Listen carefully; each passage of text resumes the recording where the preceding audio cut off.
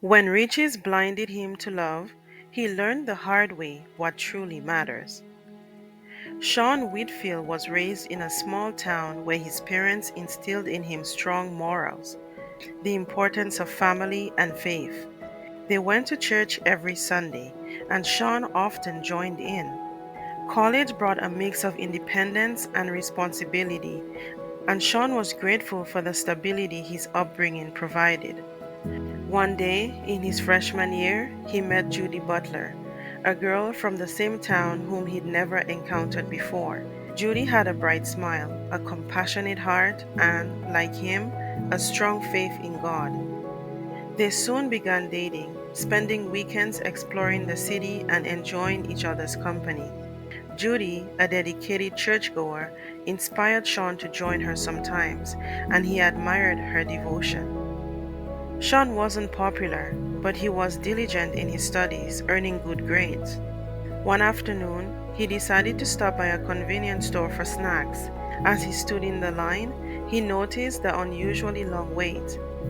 "Why is the line so slow today?" he muttered.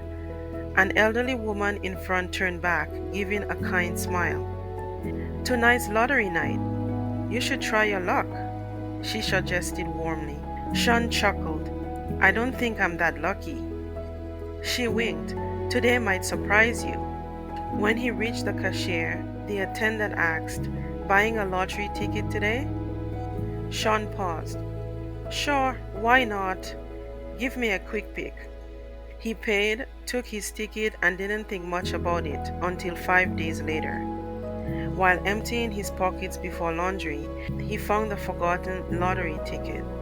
Out of curiosity, he checked the numbers on the website and was stunned to discover he was the sole winner of $20 million after taxes. Ecstatic, Sean shared the news with his parents and Judy. His parents were proud yet cautious, wanting him to use the money wisely. Sean offered to buy his parents a new home, but they politely declined, preferring their modest home in the neighborhood they loved. Instead, he gave them a check for $5 million. His father accepted, but after Sean left, out of concern, he grumbled, "I am concerned this boy is going to squander that money." As a result, he quietly deposited the money into a fixed account without telling Sean. Meanwhile, Sean's newfound wealth began changing him. He purchased a luxury condo, a sports car, and splurged on expensive clothes and jewelry. His circle of friends shifted from familiar, loyal friends to flashy, wealthy classmates who were drawn to his money. Judy noticed the change and often urged him to think carefully about his spending, but Sean ignored her concerns. Parties and nightlife became his new routine, and his grades suffered. His attention drifted from Judy, captivated by single girls who flocked to him for his wealth and lifestyle. One evening, Judy went to his condo to surprise him, only to find him hosting yet another party. She searched for him but found him in his bedroom, in bed with two other girls. Heartbroken, she fled, tears streaming down her face. The next day, she returned to his condo with a box containing all his gifts. "I don't want any part of your life anymore, Sean," she said coldly. "Lose my number." She handed him the box, adding, "Maybe these gifts can go to your friends from last night." As she walked away, Sean realized he'd pushed away the person who cared most about him. But he shrugged it off, immersing himself further into his indulgent lifestyle, frequenting Las Vegas to party and gamble. He rarely visited his parents, ignoring their attempts to guide him. Sean's lifestyle spiraled out of control, his bank account dwindling with each reckless purchase and poor investment. By the time he finally ran out of money, his grades had plummeted, and he dropped out of college. His friends had vanished, the parties ended, and the once admiring girls no longer noticed him. Sean moved back with his parents, defeated and ashamed. His father, noticing his despair, decided not to mention the $5 million they'd saved for him, hoping his experience would teach him a valuable lesson. Sean's once handsome face was now shadowed by a rough beard, and his long, unkempt hair reflected his inner turmoil. One Saturday, as he ate alone at a fast food restaurant, he noticed a young woman handing out flyers. Something about her reminded him of Judy, though she wore a baseball cap and sunglasses. When she handed him a flyer, he read it carefully. If you feel like you have lost everything and feel alone, remember there is hope in Jesus. Come hear the word of God and worship with us.